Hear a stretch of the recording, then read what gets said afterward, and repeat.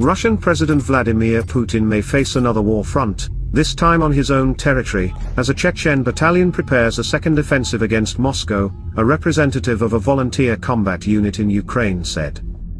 After Russia invaded Ukraine in February, volunteer Chechen forces joined the fight in support of Kyiv, stoking a long-standing animosity not only toward Russia, but also toward Putin. Chechen resistance against Russian imperial rule then and now Russia dates back centuries, and calls for independence were made more than 30 years ago after the collapse of the Soviet Union in 1991. Broad autonomy was granted under a peace treaty signed by then Russian President Boris Yeltsin after a brutal war that devastated the republic from 1994 to 1996. But Putin's contempt and a decade of war began after he annulled the treaty and launched a deadly military campaign in 1999. In an infamous speech that was a prelude to his presidential ascent, Putin said, "We will go after terrorists everywhere. If we catch them in the toilet, we will destroy them in the latrine." An estimated 160,000 people were killed in both campaigns, although the exact numbers remain unclear.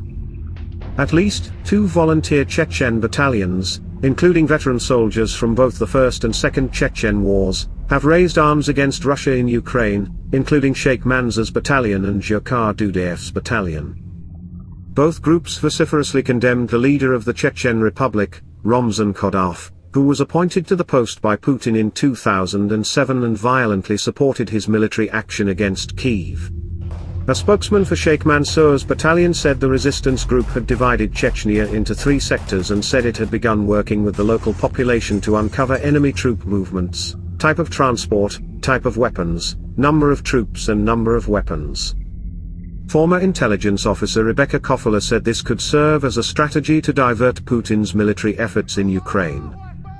The possibility that they will take advantage of the fact that Putin's forces are tied up in Ukraine to assert their independence is very plausible, she explained. It is unclear whether Chechen volunteer forces are working out a strategy with Kyiv to create a second front, but Kofler noted that even if a second front in Chechnya is not fully deployed, it could still deplete Putin's forces. It would at least make Putin and the Russians believe that they will have to divert their attention and take their eyes off Ukraine so that the Ukrainians can launch a counteroffensive.